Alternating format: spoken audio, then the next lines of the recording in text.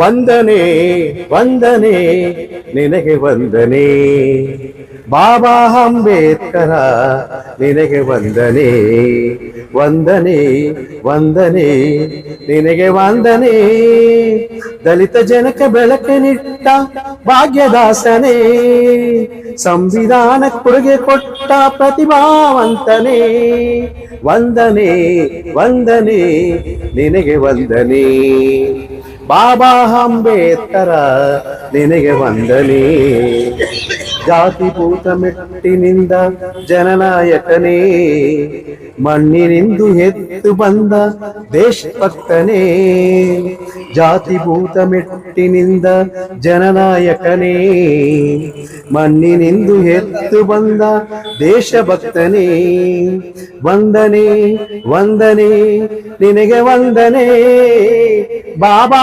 ಅಂಬೇಡ್ಕರ ನಿನಗೆ ವಂದನೆ ವಂದನೆ ವಂದನೆ ನಿನಗೆ ವಂದನೆ ಬಾಬಾ ಅಂಬೇಡ್ಕರ ನಿನಗೆ ವಂದನೆ ಭವನ ಬೆಂಕಿ ಬೇಗೆಯಲ್ಲಿ ಅರಳಿ ನಿಂತವನೇ ಕೋಟಿ ಕೋಟಿ ಕೊಂಪೆ ಜನರ ಮೇಲೆತ್ತಿದವನೇ ಭವನ ಬೆಂಕಿ ಬೇಗೆಯಲ್ಲಿ ಅರಳಿ ನಿಂತವನೇ ಕೋಟಿ ಕೋಟಿ ಕೊಂಪೆ ಜನರ ಮೇಲೆತ್ತಿದವನೇ ವಂದನೆ ವಂದನೆ ನಿನಗೆ ವಂದನೆ ಬಾಬಾ ಅಂಬೇಡ್ಕರ ನಿನಗೆ ವಂದನೆ ವಂದನೆ ವಂದನೆ ನಿನಗೆ ವಂದನೆ ಬಾಬಾ ಅಂಬೇಡ್ಕರ ನಿನಗೆ ವಂದನೆ ಶೋಷಣೆಗಳ ತುಳಿತದಿಂದ ಸಿಡಿದು ನಿಂತವನೇ ನಿದ್ದೆ ಹೋದ ಮನಗಳನ್ನು ಎಚ್ಚರಿಸಿದೆ ನೀನೇ ಶೋಷಣೆಗಳ ತುಳಿತದಿಂದ ಸಿಡಿದು ನಿಂತವನೇ ನಿದ್ದೆ ಹೋದ ಮನಗಳನ್ನು ಎಚ್ಚರಿಸಿದೆ ನೀನೇ ವಂದನೆ ವಂದನೆ ನಿನಗೆ ವಂದನೆ ಬಾಬಾ ಅಂಬೇಡ್ಕರ ನಿನಗೆ ವಂದನೆ ವಂದನೆ ವಂದನೆ ನಿನಗೆ ವಂದನೆ ಬಾಬಾ ಅಂಬೇಡ್ಕರ ನಿನಗೆ ವಂದನೆ ಜೈ ಭೀಮ್ ಜೈ ಭೀಮ್ ಜೈ ಭೀಮ್ ಜೈ ಭೀಮ್ ಜೈ ಭೀಮ್ ಅಂಬೇಡ್ಕರಿಸಂ ಅಂಬೇಡ್ಕರಿಸಂ ಅಂಬೇಡ್ಕರಿಸಂ ಅಂಬೇಡ್ಕರಿಸಂ ಅಂಬೇಡ್ಕರಿಸಂ ಜೈ ಭೀಮ್ ಭೀಮ್ರಾವ್ ಜೈ ಭೀಮ್ ಭೀಮ್ರಾವ್ ಜೈ Bhim Bhimrao down with Amit Shah. Down with Amit Shah. Down with Amit Shah. Down with Amit Shah. Down with Amit Shah. Down with Amit Shah. Down down Amit Shah. Down down Amit Shah. Down down Amit Shah. Down down Amit Shah. Kick out Amit Shah. Kick out Amit Shah. Kick out Amit Shah. Resign Resign Amit Shah. Resign Resign Amit Shah. To condemn the unparliamentary activities of our Home Minister, Mr. Amit Shah. Amit Shah, he has taken very easily Dr. Ambedkar. Dr. Ambedkar is not an easy person. The world renowned person, knowledgeable person. Mr. Amit Shah cannot read his degrees. How many degrees he has obtained that he cannot read the spellings of the degrees. Such a person says, Ambedkar, Ambedkar, Ambedkar, what is this?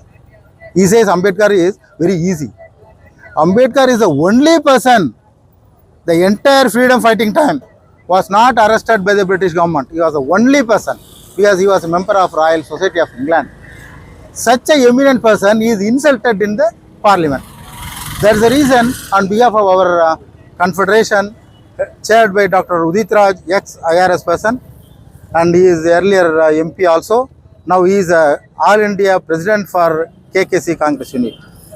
So we, the Karnataka State Unit, very strongly condemn the spelling of Ambedkar in the Parliament on 17th November 2024. That's the reason we are staged this dharna to protest against the beloved Home Minister, Mr. Amit Shah ji. Thank you, one and all. ಜೈ ಭೀಮ್ ಆತ್ಮೀಯ ಬಂಧುಗಳೇ, ಇವತ್ತು ನಮ್ಮ ಆಲದ ಮರ circle ಅಲ್ಲಿ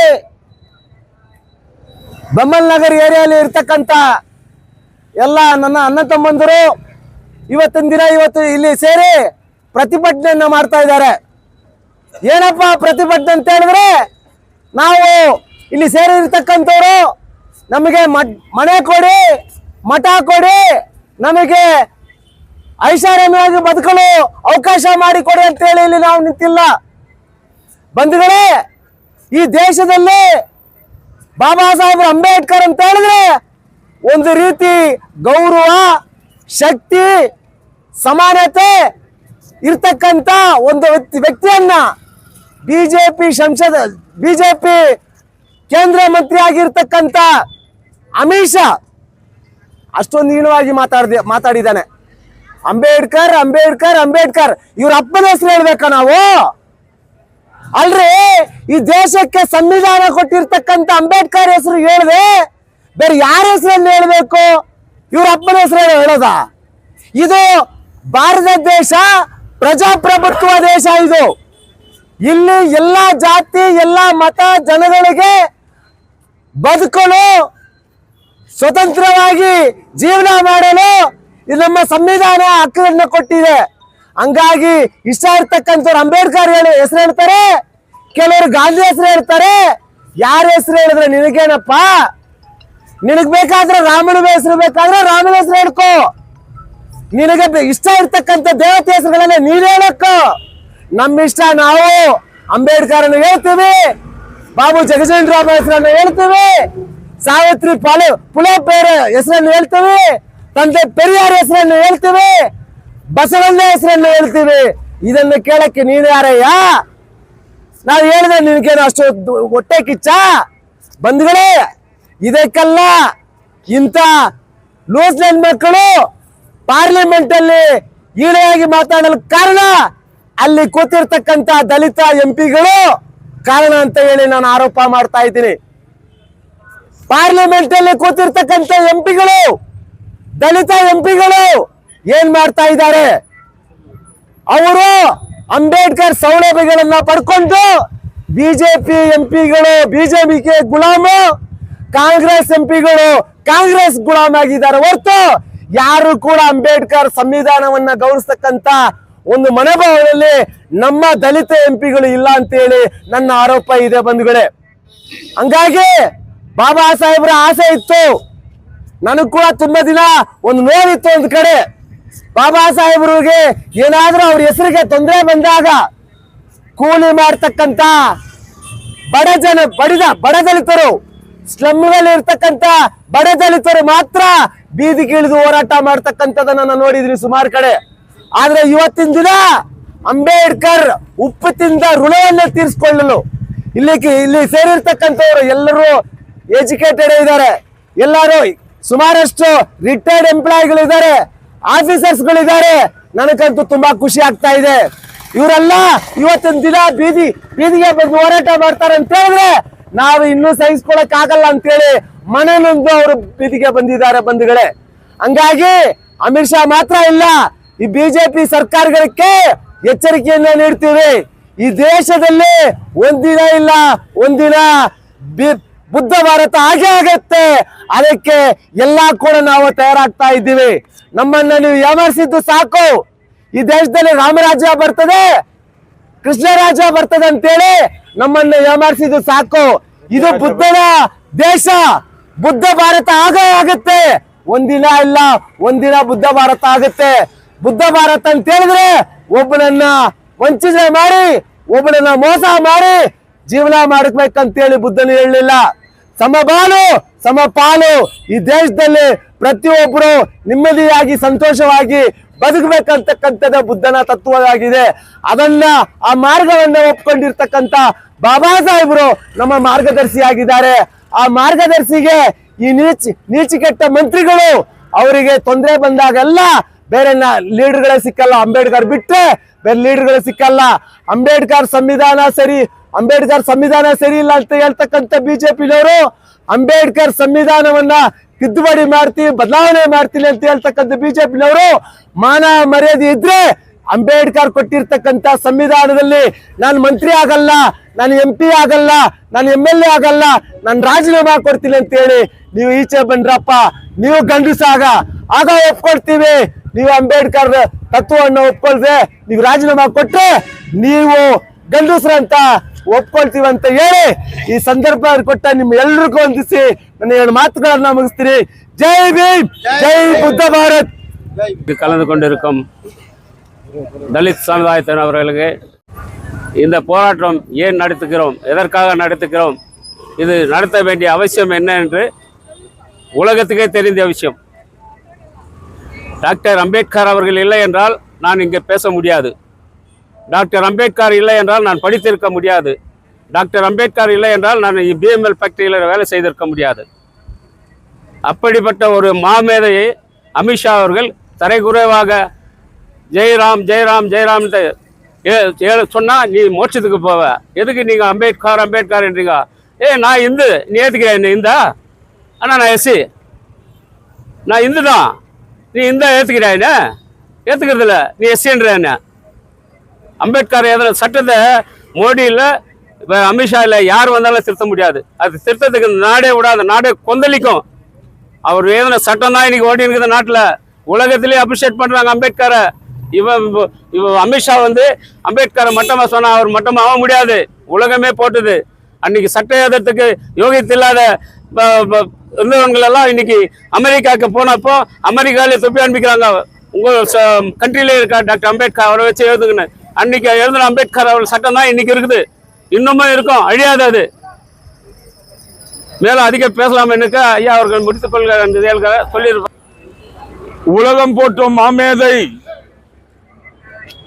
வெகு சிறந்த பேச்சாளர், சிந்தனையாளர், எழுத்தாளர், பொருளாதார நிபுணர், சட்ட வல்லுனர், சமூக போராளி, பெண்களின் பாதுகாவலன், தொழிலாளர்கள் முன்னோடி, இந்திய அரசியலமைப்பு சட்ட பிதா, கண் கண்ட தெய்வம் பாரத ரத்னா டாக்டர் BR அம்பேத்கர் அவர்கள் எழுதிய இந்திய அரசியலமைப்பு சட்டம் 75 ஆண்டுகளாக இந்த நாட்டிலே ஆட்சியாளர்கள் ஆட்சி அமைத்து வந்தார்கள். 75 ஆண்டுகளை ஒட்டி இந்திய பாராளுமன்றத்திலே 2 நாட்கள் அவரை பற்றி பேச வேண்டும் என்று அனைவரும் பேசிக் கொண்டிருந்தார்கள். அந்த சமயத்திலே உள்துறை அமைச்சர் அமித்ஷா அவர்கள் என்ன பேசினார்? आजकल फैशन हो गए, अमित शाह इधर अंबेडकर अंबेडकर अंबेडकर अंबेडकर अंबेडकर बोलने का फैशन हो गया है. इसे से ईश्वर को नाम बोला तो 7 साल स्वर्ग पहुंचता है बोला. हंगंद्रे ಈ ನಡುವೆ ಅಂಬೇಡ್ಕರ್ ಹೆಸರು ಫ್ಯಾಷನ್ ಆಗಿದೆ. ಎಲ್ಲ ಅಂಬೇಡ್ಕರ್ ಅಂಬೇಡ್ಕರ್ ಅಂಬೇಡ್ಕರ್ ಅಂಬೇಡ್ಕರ್ ಅಂತಾರೆ. ಅದಕ್ಕೆ ಬದಲು ಭಗವಾನ್ ಹೆಸರು ಹೇಳಿದ್ರೆ ಸ್ವರ್ಗ ಹೋಗ್ತಾ ಇದ್ರು ಅಂತ ಹೇಳಿದ್ರು. இப்போது நிலைமையிலே அம்பேத்கர் அம்பேத்கர் அம்பேத்கர் என்று உச்சரிக்கப்படுவது ஒரு ஃபேஷன் ஆகி இருக்கிறது. அது முதலில் பகவான் பேர் சொல்லியிருந்தார், சொர்க்க அடையவன் சொன்னார். இதை உண்மையாக கடிந்தார்கள் ஆப்போசிஷன் லீடர்ஸ். நாடே கொந்தளித்தது. குஜராத்தில் நேற்று 28ஆம் தேதி ஒரு அமித்ஷா பங்கேற்கக்கூடிய நிகழ்வு இருந்தது. 6000 வழக்கறிஞர்கள் ஒன்று கூடி அவர் குஜராத் வந்து அந்த பங்கன்ல கலந்துக்க கூட இருந்தாரு. நாடே கொந்தளிச்சு வன்மையா போராட்டங்களை நடத்திட்டு இருக்குது. நம்ம ஆல் இந்தியா கான்ஃபெடரேஷன் ஸ்டேட் தோமா தலித் OBC மைனாரிட்டிஸ் அண்ட் ஆதிவாசிகளுடைய ஸ்டேட் பிரசிடென்ட் ராஜசேகர் அவர்கள் மற்றும் பீப்புள் டெவலப்மெண்ட் ட்ரஸ்டினுடைய ஏசு நாராயண அவர்கள் நேற்று கூப்பிட்டு என்னிடத்தில் சொன்னாங்க, நீங்க கலந்துக்கணும், இந்த மாதிரி ஏற்பாடு பண்ணிக்கணும்னு. நம்மள அதை ஆர்கனைஸ் பண்ணிட்டு இருந்தோம். அவரு அது மிக பெருமையா இருக்குதுன்னு சொல்லிட்டு உலக தலைவர்களே போற்றக்கூடிய உன்னதமான மனிதர் பாபா சாஹிப் அம்பேத்கர் அவர்கள். பிரிட்டனுடைய ex prime minister said, if Dr. Ambedkar would have born in Britain, we would have utilized his fullest knowledge for the all-round development of Britain. ஆப்பிரிக்க நாட்டினுடைய தந்தை ஒபாமா சொன்னாரு, Ambedkar is the true champion of human rights. He is fought for the equality and social justice. The strongest constitution will be the model constitution of South Africa சொன்னாரு. அமெரிக்க ஜனாதிபதி Obama சொன்னாரு. Ambedkar is the founding father of modern India. The strongest adopted constitution will be the model constitution for throughout the world ன்னு சொன்னாரு.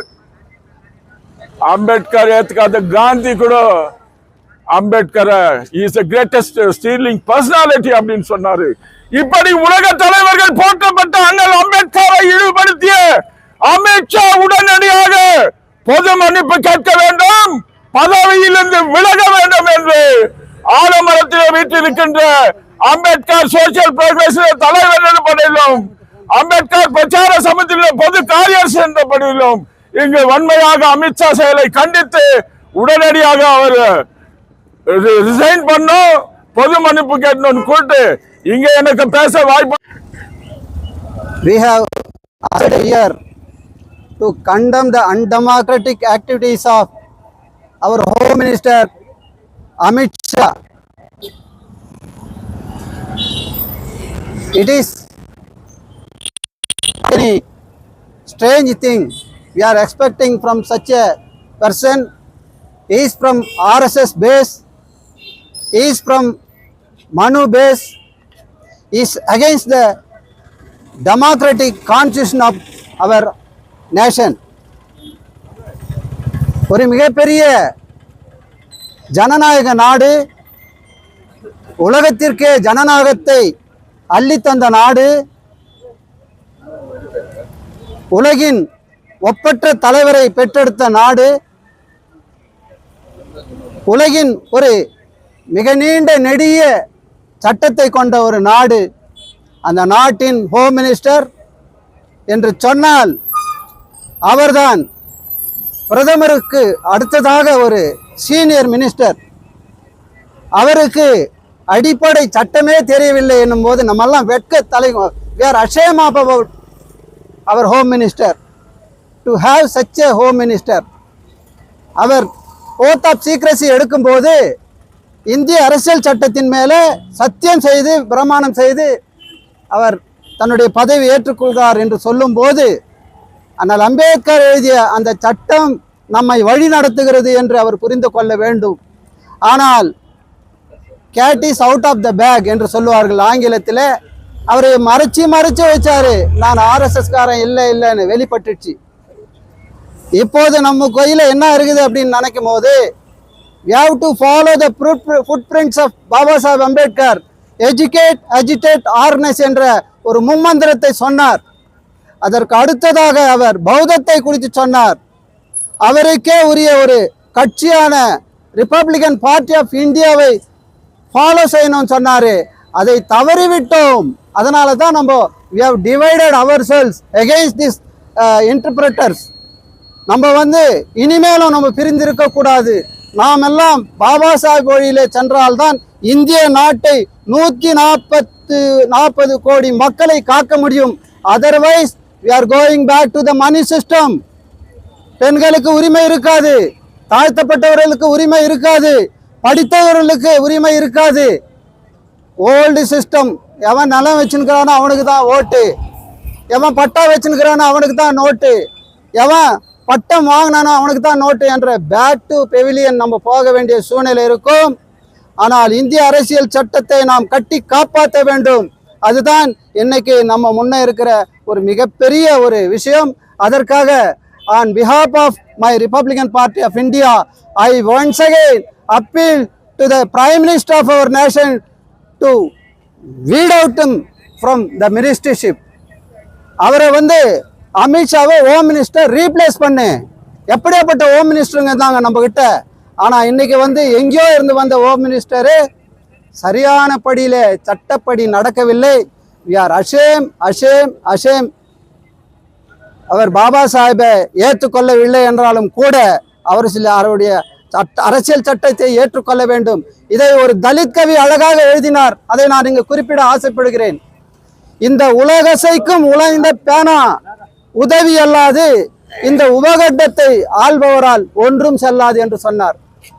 இந்த உலக அசைக்கும் உறைந்த பேனா உதவி அல்லாது இந்த உபகண்டத்தை யாரும் ஆட்சி செய்ய முடியாது. அந்த பேனாவை மதித்து அமித்ஷாவை உடனே அவரை வெளியேற்ற வேண்டுமல்லாமல் கைது செய்ய வேண்டும் என்று நான் என்னுடைய கட்சியின் சார்பாக கேட்டுக்கொண்டு இந்த வாய்ப்பை ನಲ್ಗಿಯ ಆತ್ಮೀಯ ಬಂಧುಗಳೇ, ನನಗೆ ಸ್ವಲ್ಪ ಆರೋಗ್ಯದ ಸಮಸ್ಯೆನೂ ಇದೆ, ಮಾತನಾಡೋದಕ್ಕೂ ಸಮಯನೂ ಇಲ್ಲ. ಇವತ್ತಿನ ದಿವಸ ನಾವು ಒಂದೇ ಒಂದು ಮಾತು ಏನು ಹೇಳ್ತೀವಿ ಅಂತ ಹೇಳಿದ್ರೆ, ಡಾಕ್ಟರ್ ಬಾಬಾ ಸಾಹೇಬ್ ಅಂಬೇಡ್ಕರ್ ಅವರು ಕೊಟ್ಟಂತ ಸಂವಿಧಾನದ ಅಡಿಯಲ್ಲಿ ಬಂದಂತ ಒಬ್ಬ ಗೃಹ ಮಂತ್ರಿ, ಈ ದೇಶದ ಗೃಹ ಮಂತ್ರಿ ಬಾಬಾ ಸಾಹೇಬರನ್ನ ಅವಹೇಳನಕಾರಿಯಾಗಿ ಪಾರ್ಲಿಮೆಂಟ್ ನಲ್ಲಿ ಮಾತಾಡ್ತಿರ್ತಕ್ಕಂಥದ್ದನ್ನ ನಾವು ಸಂಪೂರ್ಣವಾಗಿ ಖಂಡಿಸ್ತೇವೆ. ಇವತ್ತು ಏನಪ್ಪ, ನೀವೊಬ್ಬ ಗೃಹ ಮಂತ್ರಿ, ಈ ದೇಶದ ಕಾನ್ಸ್ಟಿಟ್ಯೂಷನ್ ನಿಮ್ಗೆ ಗೊತ್ತಿಲ್ವಾ? ಈ ದೇಶದ ಕಾನ್ಸ್ಟಿಟ್ಯೂಷನ್ ಬರೆದವ್ರು ಯಾರು ನಿನಗೆ ಗೊತ್ತಿಲ್ವಾ? ಡಾಕ್ಟರ್ ಅಂಬೇಡ್ಕರ್ ಅವರು ಎಷ್ಟೆತ್ತರಕ್ಕೆ ಬೆಳೆದಿದ್ದಾರೆ, ಯಾರು ಅಂಬೇಡ್ಕರ್, ಏನ್ ಅಂಬೇಡ್ಕರ್ ಅನ್ನೋದು ನಿನಗೆ ಗೊತ್ತಿಲ್ವಾ? ಅಷ್ಟು ಗೊತ್ತಿರ್ತಕ್ಕಂಥ ಮನುಷ್ಯ ನೀವು ಪಾರ್ಲಿಮೆಂಟ್ ನಲ್ಲಿ ಇವತ್ತು ಅವರ ಬಗ್ಗೆ ಬಹಳ ಹಗುರವಾಗಿ ಮಾತಾಡಿದಿರಂತಂದ್ರೆ ಇದಕ್ಕಿಂತ ಅವಮಾನಕರವಾದಂತ ನಿಮಗೆ ನಾನು ಹೇಳ್ತಾ ಇದ್ದು ಅಮಿತ್ ಶಾ ಅವರಿಗೆ ಇನ್ನೇನ್ ಬೇಕು ಅಂತ ಕೇಳ್ತೀನಿ ನಾನು. ಅಲ್ಲ ರೀ, ಈ ದೇಶದಲ್ಲಿ ಎಷ್ಟು ಜನ ಗೃಹ ಮಂತ್ರಿಗಳಾದ್ರು, ಪ್ರಧಾನ ಮಂತ್ರಿಗಳಾದ್ರು, ಬಂದವರೆಲ್ಲಾನು ಈ ಕಾನ್ಸ್ಟಿಟ್ಯೂಷನ್ಗೆ ನಮಸ್ಕಾರ ಮಾಡಿ ವಂದನೆ ಮಾಡಿ ತಮ್ಮ ಸರ್ಕಾರನ ನಡೆಸಿದವರು, ತಮ್ಮ ಅಧಿಕಾರವನ್ನ ನಡೆಸಿದವರು. ನಿಮ್ಮ ಅಧಿಕಾರದ ವ್ಯಾಪ್ತಿ ಇಷ್ಟಿದೆ ಅಂತ ಹೇಳಿ ಡಾಕ್ಟರ್ ಬಾಬಾ ಸಾಹೇಬ್ ಅಂಬೇಡ್ಕರ್ ಅವರು ಹಾಕೊಟ್ಟಂತ ವ್ಯಾಪ್ತಿಯಲ್ಲಿ ನೀವು ಅಧಿಕಾರ ನಡೆಸಿದವರು. ಅಷ್ಟು ಗೊತ್ತಿಲ್ಲದೆ ಇದ್ರೆ ನೀವೇ ಅದಕ್ಕೆ ಗೃಹ ಮಂತ್ರಿ ಆಗಿರ್ತೀರಿ. ಮೊದಲು ದಯಮಾಡಿ ನೀವು ಕೆಳಗಡೆ ಇಳೀರಿ.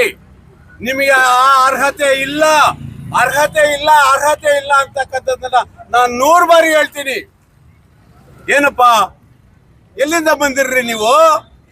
ಎಷ್ಟು ಸಾರಿ ಕಾನ್ಸ್ಟಿಟ್ಯೂಷನ್ ಓದಿದ್ದೀರಿ? ಡಾಕ್ಟರ್ ಅಂಬೇಡ್ಕರ್, ಬಾಬಾ ಸಾಹೇಬ್ ಅಂಬೇಡ್ಕರ್ ಅವ್ರ ಬಗ್ಗೆ ಏನ್ ತಿಳ್ಕೊಂಡಿದ್ದೀರಿ ನೀವು? ಏನ್ ತಿಳ್ಕೊಂಡು ಆ ರೀತಿ ಮಾತಾಡಿದಿರಿ ನೀವು ಪಾರ್ಲಿಮೆಂಟ್ ನಲ್ಲಿ?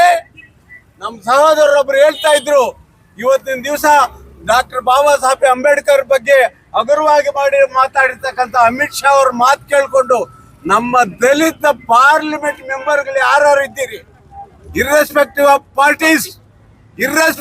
ಪಾರ್ಟೀಸ್ ಎಲ್ಲ ರಿಸೈನ್ ಮಾಡಬೇಕು ಅಂತ ಕೇಳಿದ್ರು ನಮ್ಮ ಸಹೋದರರು. ಅದಕ್ಕೆ ನಮ್ಮ ಸಪೋರ್ಟ್ ಇದೆ. ದಯಮಾಡಿ ಅವರೆಲ್ಲಾನು ಯಾರೋ ಹಾಕೋ ಭಿಕ್ಷೆಗೆ ಇಡ್ಬೇಡ್ರಿ. ನೀವು ಯಾರೋ ಹಾಕ್ತಕ್ಕಂಥ ಭಿಕ್ಷೆಗೆ ಇಡ್ಬೇಡಿ. ಇವತ್ತೊಂದು ದಿವಸ ದಲಿತ ನಾಯಕರನ್ನ, ದಲಿತ ಪಾರ್ಲಿಮೆಂಟ್ ಮೆಂಬರ್ಗಳನ್ನ ಮುಂದೆ ಇಟ್ಕೊಂಡು ಆಡಳಿತ ಮಾಡ್ತಕ್ಕಂಥ ಸರ್ಕಾರದ ಬಗ್ಗೆ ನಿಮ್ಗೆ ತಿಳುವಳಿಕೆ ಇರ್ಬೇಕ್ರಿ. ನೀವೆಲ್ಲ ಅಲ್ಲಿಂದ ಬಂದ್ಬಿಡ್ಬೇಕು. ಅದೇ ಏನಾದ್ರು ಬಾಬಾ ಸಾಹೇಬ್ ಅವ್ರು ಇದ್ದಿದ್ರೆ ಈ ರೀತಿ ಆಗ್ತಾ ಇತ್ತಾ? 1 ನಿಮಿಷ ಅಲ್ಲಿ ಇರ್ಲಿಲ್ಲ, 1 ನಿಮಿಷ ಅಲ್ಲಿ ಇರ್ತಾ ಇರ್ಲಿಲ್ಲ. ಅದಕ್ಕೆ ಬೇಕಾದಷ್ಟು ಉದಾಹರಣೆಗಳಿದೆ. ಆದ್ರಿಂದ ಸಮಯ ಹೆಚ್ಚಿಗೆ ಇಲ್ಲ. ನಾನು ಹೇಳ್ತಾ ಇದ್ದೀನಿ, ನಮ್ಮ ಗೃಹ ಮಂತ್ರಿ ಅಮಿತ್ ಶಾ ಅವರು ಅವರ ಆತ್ಮಗೌರವದಿಂದ ಅವರೇ ಈ ಸ್ಥಾನವನ್ನ ಬಿಟ್ಕೊಟ್ಬಿಡ್ಬೇಕು. ಅದಾದ್ಮೇಲೆ ಮಾನ್ಯ ಪ್ರಧಾನಮಂತ್ರಿಗಳು ನಾನು ಒತ್ತಾಯಪೂರ್ವಕವಾಗಿ ಒತ್ತಾಯ ಮಾಡ್ತಾ ಇದ್ದೀನಿ, ಮಾನ್ಯ ಮೋದಿ ಅವರು ಇಂತಹ ಒಬ್ಬ ವ್ಯಕ್ತಿಯನ್ನ ತಮ್ಮ ಪಕ್ಕದಲ್ಲಿ ಒಬ್ಬ ಗೃಹ ಸಚಿವರನ್ನಾಗಿ ಇಟ್ಕೊಂಡಿದ್ದಾರಲ್ಲ, ಅದು ಬಹಳ ಖಂಡನೀಯ. ಅವರನ್ನ ತಕ್ಷಣವೇ ತಮ್ಮ ಸಂಪುಟದಿಂದ ವಜಾ ಮಾಡಬೇಕು ಅಂತ ನಾನು ಅವರನ್ನ ಒತ್ತಾಯಪೂರ್ವಕವಾಗಿ ಕೇಳ್ಕೊಳ್ತಾ ಇದ್ದೀನಿ. ದಯವಿಟ್ಟು ಇದು ಒಬ್ಬರಿಗೆ ಆಗಿರ್ತಕ್ಕಂಥ ಇದಲ್ಲ ರೀ. ಈ ದೇಶವನ್ನ ನಿಲ್ಲಿಸೋದಿಕ್ಕೆ ಮಾಡಿರ್ತಕ್ಕಂಥ ಒಬ್ಬ ಮಹಾನ್ ವ್ಯಕ್ತಿ ಬಗ್ಗೆ ಮಾತನಾಡ್ತಕ್ಕಂಥ ಅವಹೇಳನಕಾರಿ ಮಾತುಗಳು. ಅದನ್ನ ಗಮನದಲ್ಲಿ ಇಟ್ಕೊಳ್ಳಿ ಮಾನ್ಯ ಪ್ರಧಾನಮಂತ್ರಿಗಳೇ, ಅದನ್ನ ಗಮನದಲ್ಲಿ ಇಟ್ಕೊಳ್ಳಿ ಮಾನ್ಯ ಸಂಸತ್ ಸದಸ್ಯರೇ. ಅದನ್ನೆಲ್ಲ ಗಮನದಲ್ಲಿ ಇಟ್ಕೊಂಡು ಏನ್ ಇವತ್ತು ಅಮಿತ್ ಶಾ ಮಾತಾಡಿದ್ದಾರೆ ಅದ್ರ ಬಗ್ಗೆ ಯೋಚನೆ ಮಾಡಿ ತಕ್ಷಣ ಅವರನ್ನ ಈ ಸಚಿವ ಇದರಿಂದ ತೆಗಿಬೇಕು ಅಂತ ಹೇಳಿ ನಾನು ಒತ್ತಾಯಪೂರ್ವಕವಾಗಿ ಹೇಳ್ತಾ ಇದ್ದೀನಿ. ಈ ಸಮಯದಲ್ಲಿ ದಯಮಾಡಿ ನಮ್ಮ ದಲಿತ ಸಮುದಾಯಗಳೇನಿದೆ ಎಲ್ಲ ಒಟ್ಟಿಗೆ ಒಗ್ಗಟ್ಟಾಗಿ ಇದು ಮಾಡಬೇಕು ಅಂತ ಹೇಳ್ಬಿಟ್ಟು ನಮ್ಮ ಎಲ್ಲರನ್ನ ನಾನು ವಂದಿಸಿ இந்த ஆர்ப்பாட்டத்திற்கு தலைமையேற்று நடத்தி கொண்டிருக்க ஒரு கொந்தளிப்பான நிலையை ஏற்றி இருக்கிறது. ஏனென்று சொன்னால் பாராளுமன்றத்தில் கான்ஸ்டிடியூஷன் பற்றி அரசியலமைப்பு சட்டம் பற்றி 2-3 நாட்களாக விவாதம் நடந்தது. விவாதம் நடந்த சந்தர்ப்பத்திலே பேசிய அனைவரும் கூட இந்த கான்ஸ்டிடியூஷன் உருவான விதம் குறித்தும் இந்த கான்ஸ்டிடியூஷன் எதையெல்லாம் சொல்கிறது என்று குறித்தும் இந்த கான்ஸ்டிடியூஷன் எதையெல்லாம் வலியுறுத்துகிறது என்று குறித்தும் இந்த நாடு எந்த திசை வழியில் செல்ல வேண்டும் என்பது குறித்தும் செக்யூலரிசம் என்பதை குறித்தும் சமத்துவம் குறித்தும் எல்லாம் பேசினார்கள். இதை இந்த அரசியலமைப்பு சட்டத்தை வடிவமைத்து கொடுத்திய சட்டப்பிதா அம்பேத்கர் அவர்களை பற்றி கூட அனைவரும் 2 நாட்களாக பேசினார்கள். இது வெறும் பேச்சுக்காக அல்ல, உண்மையிலேயே அன்றைக்கு சட்டம் இயற்றுவதற்கான குழு ஏற்படுத்தி இருந்தாலும் கூட இந்த சட்டத்தை அரசியலமைப்பு சட்டத்தை உறுதியாக மற்றவர்களை விட அவர்களுடைய பங்களிப்பு என்னவாக இருந்தாலும் சரி, ஆனாலும் கூட அவர் முன்னிலை நின்று அதை வெற்றிகரமாக செயல்படுத்தி அவருக்கு கொடுத்த பொறுப்பை 2 வருட காலங்களிலே நிறைவேற்றி இந்த நாட்டுக்கு அளித்திருக்கிறார் சட்டமேதை சட்டப்பிதா அம்பேத்கர் அவர்கள். அவர் இதற்காக எத்தனை துன்பப்பட்டிருக்க வேண்டும், துயரப்பட்டிருக்க வேண்டும், தூங்காமல் இருந்திருக்க வேண்டும், இந்த நாடு இன்னும் முன்னே எந்த பாதையில் செல்வது என்ற பாதையை வகுக்க வேண்டும் என்பதற்காக அவர் எடுத்த அந்த நிலைப்பாடு இந்த நாட்டு மக்களை வாழ்வித்துக் கொண்டிருக்கிறது. இந்த நாட்டு மக்களை ஒரு திசை வழியில் செல்ல அனுமதித்துக் கொண்டிருக்கிறது. ஆனால் அரசியலமைப்பு சட்டம் நம்ம மக்களுக்கு மட்டுமல்ல, இன்றைக்கு ஆட்சியாளர்களுக்கும் கூட அது வழிகாட்டியாக இருக்கிறது என்பதை இன்னைக்கு அவர்கள் உணர்ந்ததாக தெரியவில்லை. அதற்கு மாறாக இந்த அரசியலமைப்பு சட்டத்தையே ஒழித்து விட வேண்டும், அதை எப்படியாவது தலைமுழுகி விட வேண்டும் என்ற எண்ணத்தை கொண்டிருப்பவர்கள் தான் RSS காரர்கள், அந்த எண்ணத்தை கொண்டிருப்பவர்கள் தான் பிஜேபி காரர்கள், அந்த வழித்தோன்றல்கள் தான் இன்னைக்கு அமித்ஷாவாக இருந்தாலும் சரி, மோடியாக இருந்தாலும் சரி, அவர்கள் எல்லாம். ஆகவே இதை நாம் சரியாக புரிந்து கொள்ள வேண்டும். அவர்கள் இந்த அரசியல் அமைப்பு சட்டத்தை தூக்கி எறிந்து விட்டு 2000 வருஷத்துக்கு முன்னால என்ன மனு அப்படின்னு சொல்லக்கூடிய மனுவாதம் என்ன இருக்குது, அதாவது ஜாதி வித்தியாசம் இருக்க வேண்டும், ஆண்டான் அடிமை இருக்க வேண்டும் என்று சொல்லக்கூடிய யாராருக்கு என்ன வேலையோ அதை மட்டும் செய்ய வேண்டும், அவர்கள் வேற வேலைக்கு போகக்கூடாது அப்படின்னு ஒரு அடிமைத்தனத்தில் வைக்கக்கூடிய 2000 வருஷத்துக்கு முன்னால் இருக்கக்கூடிய அந்த மனு தர்மத்தை இன்னைக்கு அரசியலமைப்பு சட்டமாக மாற்றுவதற்கான முயற்சியில் அவர்கள் இறங்கி இருக்கிறார்கள். அதனால்தான் 2 நாட்கள் அரசியலமைப்பு சட்டம் குறித்து விவாதித்த போது அம்பேத்கர் பெயரை திரும்ப திரும்ப எல்லோரும் உச்சரித்த போது இன்னைக்கு அவருக்கு தாங்கிக் கொள்ள முடியவில்லை, அவருக்கு இன்னைக்கு பொறுத்து கொள்ள முடியவில்லை. நமது திட்டம் நிறைவேறாது, நமது கனவு நிறைவேறாது அப்படிங்கிறத புரிஞ்சுக்கிட்டு இன்னைக்கு இப்படி பண்ணியிருக்கிறாங்க. ஆகவே இது ஏதோ அவங்க திடீர்னு வந்த வார்த்தை இல்லை, வாய் தவறி வந்த வார்த்தை இல்லை. அது இன்னைக்கு ராஜேந்திரன் சொன்ன மாதிரி அவங்க என்ன கேரட் அந்த பையில இருந்து பூனை வெளியே வந்துச்சு அப்படிங்கிற மாதிரி அவங்க வாழ்க்கையில அவங்க சாதிக்க நினைக்கிறது அதுதான். ஆகவே நாம் ஒன்று புரிந்து கொள்ள வேண்டும், அந்த பிஜேபிக்கு எதிராக, ஆர்எஸ்எஸ்க்கு எதிராக நமது போராட்டம் இன்னும் வெற்றிகரமாக நடக்க வேண்டும். மார்க்சியவாதிகளாக இருந்தாலும் சரி, பெரியாரிஸ்டுகளாக இருந்தாலும் சரி, அம்பேத்கர் வாதிகளாக இருந்தாலும் சரி, அவர்கள் என்றென்றைக்கும் ஒன்று திரள வேண்டும். இந்த ஆட்சியாளர்களுக்கு எதிராக போராட்ட களத்தில் இன்னும் முன்னே செல்ல வேண்டும் என்று மார்க்சிஸ்ட் கம்யூனிஸ்ட் கட்சியின் சார்பாகவும் என் சார்பாகவும் கூறிக்கொண்டு எனக்கு ನಮ್ಮ ಪಿತಾಮಹ ಬಾಬಾ ಸಾಹೇಬ್ ಅಂಬೇಡ್ಕರ್ಗೆ ಅವಮಾನ ಆಗಿದೆ ಅಂತ ಏನು ಇಲ್ಲಿ ಸೇರಿದ್ದೀವಿ. ನಾವು ಅಂಬೇಡ್ಕರ್ ಮಕ್ಕಳು, ಆದರೆ ಅಂಬೇಡ್ಕರ್ ಸಂವಿಧಾನದಲ್ಲಿ ಇಲ್ಲಿ ಇರ್ತಕ್ಕಂಥ ಎಲ್ಲರೂ ಇದ್ದಾರೆ. ಅವ್ರಿಗೆಲ್ರಿಗೂ ಅವಮಾನ ಆದಂಗೆ ಅವರೆಲ್ಲರೂ ಇಲ್ಲಿ ನಮ್ಮ ಜೊತೆ ಸೇರ್ಕೋಬೇಕು. ನಾವೇ ಮಾತ್ರ ಇಲ್ಲಿ ಪ್ರೊಟೆಸ್ಟ್ ಮಾಡಿದ್ರೆ ಅಲ್ಲ. ಇವತ್ತು ಅಂಬೇಡ್ಕರ್ ಸಂವಿಧಾನದ ಕೆಳಗಡೆ ಯಾರ್ಯಾರು ಕೆಲಸ ಮಾಡ್ತಾ ಇದ್ದೀವಿ, ಅಂಬೇಡ್ಕರ್ ಸಂವಿಧಾನದಲ್ಲಿ ನಾವು ಯಾರ್ಯಾರು ಕಾನೂನ ಪಡ್ಕೊತಾ ಇದ್ದೀವಿ, ಸವಲತ್ತನ್ನು ಪಡ್ಕೊತಾ ಇದ್ದೀವಿ. ಇವತ್ತು ತರಕಾರಿ ಮಾರೋರು ಇರ್ಬೋದು, ನಮ್ಮ ಆರಕ್ಷಕರು ಇರ್ಬೋದು, ಪ್ರತಿಯೊಬ್ಬರು ಇವತ್ತು ಏನೇನು ಈ ಭೂಮಿ ಮೇಲೆ ಜೀವನ ಮಾಡ್ತಾ ಇದ್ದೀವಿ, ಹೊಟ್ಟೆನಲ್ಲಿ, ತಾಯಿ ಹೊಟ್ಟೆನಲ್ಲಿ ಹುಟ್ಟುವಾಗಲೇ ಶುರುವಾಗುತ್ತದೆ ಸಂವಿಧಾನದ ಒಂದು ಕಟ್ಟುಪಾಡು. ಅಂಥ ಒಂದು ಸಂವಿಧಾನವನ್ನು ಬರೆದಂಥ ಬಾಬಾ ಸಾಹೇಬ್ ಅಂಬೇಡ್ಕರ್ ಹೆಸರನ್ನ ಜಪ ಮಾಡಬೇಡಿ. ಅದೊಂದು ಫ್ಯಾಷನ್ ಆಗಿದೆ ಅಂದರೆ ಫ್ಯಾಷನ್ ಅಲ್ಲ ಸಾಹೇಬ್ರೆ, ಇದು ನಮ್ಮ ಲೈಫ್. ಭಾರತ ಜನರ ಪ್ರತಿ ಜನರ ಒಂದು ಜೀವ, ಉಸಿರು. ಇವತ್ತು ನಾವು ಗಾಳಿಯ ಯಾವ ಥರ ತಗೋತಾ ಇದ್ವಿ, ಜಾತಿ ಮತ ಭೇದವಿಲ್ಲದೆ ಸಂವಿಧಾನವನ್ನು ಸಹಿತ ಅದೇ ರೀತಿ ನಾವು ಸ್ವೀಕಾರ ಮಾಡಿದ್ದೀವಿ.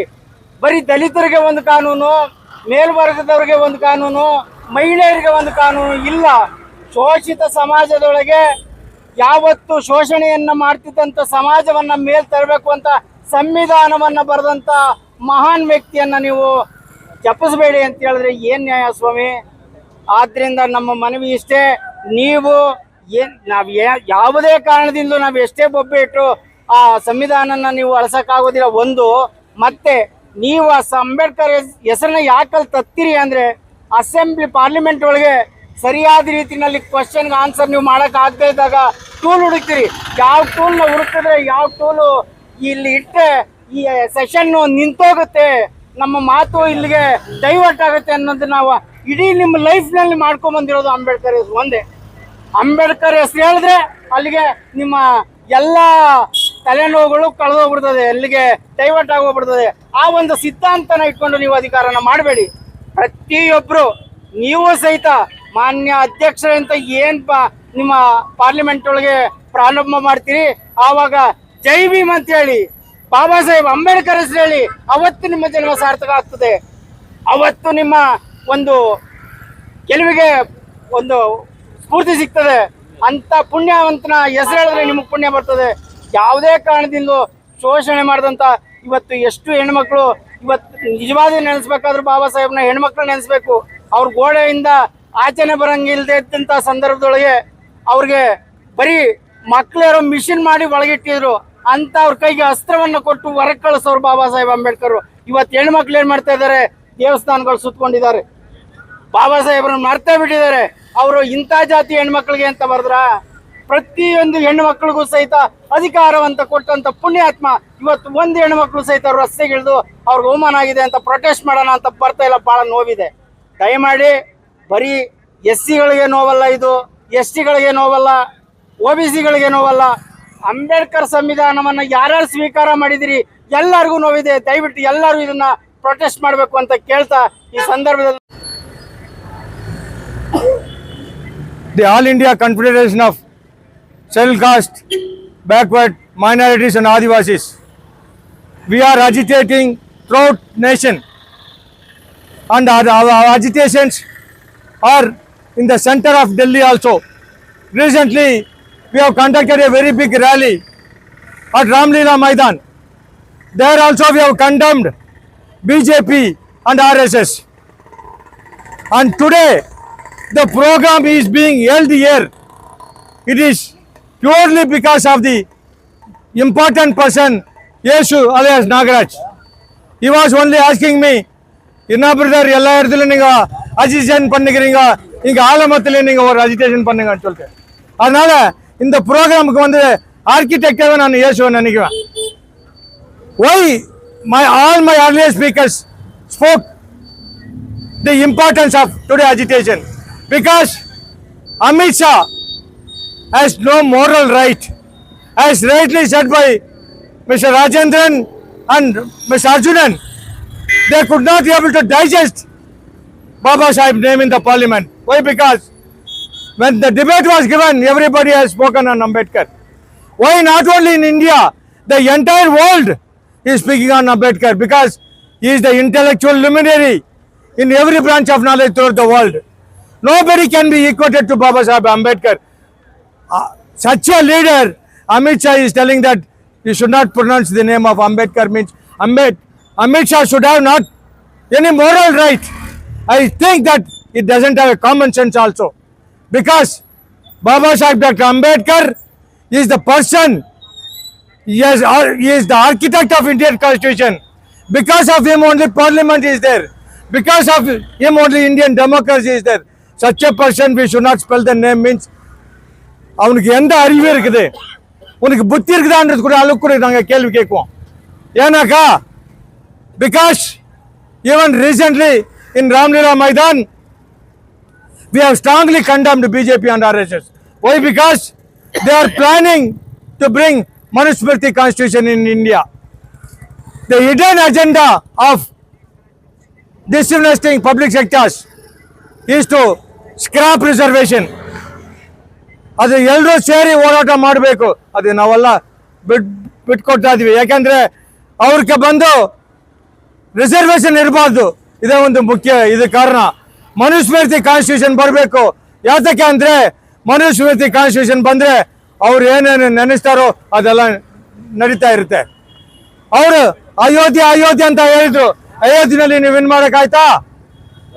ಇವಾಗ ಕೂಡ ನಾನು ಹೇಳ್ತೀನಿ, ನಮ್ಮ ಲೀಡರ್ ಡಾಕ್ಟರ್ ಉದಿತ್ ರಾಜನು ಹೇಳ್ತಾರೆ, if BJP and RSS have guts, you stop EVMs, you bring back to the ballot paper, then let us see who is going to win the parliament. You cannot win the parliament because you have all goalmalls in winning the election. So on this day, the All India Confederation strongly condemn Amit Shah, because Amit Shah has no moral right. Their hidden agenda is for BJP. Congress is not the enemy. Congress is not the opposition. For them, Indian Constitution is the main enemy. This many of you may not be knowing it, because this Constitution only making India as a secular country.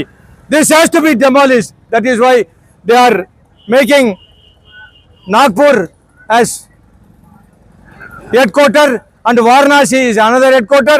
They are planning Manusmriti constitution. So unless the last blood of the Dalits are there in this country, you cannot bring any other constitution other than Baba Sahib Ambedkar constitution. So again and again, the All India Confederation strongly warn Amit Shah, strongly warn BJP. Actually speaking, Mr. Modi, Prime Minister, should have taken the moral responsibility. You should have dismissed Mr. Amit Shah for the remark what Mr. Amit Shah has made. Modi has kept quiet because Modi is also in favor of Amit Shah. And also I request Supreme Court of India, they have the moral right to impeach Amit Shah. Amit Shah has no moral right to continue in the parliament. With this, I thank today all the leaders, even BL leaders, Mr. Jayaraman also came against Amit Shah. Thank you. Jai Bhim Monandal. Jai Bhim.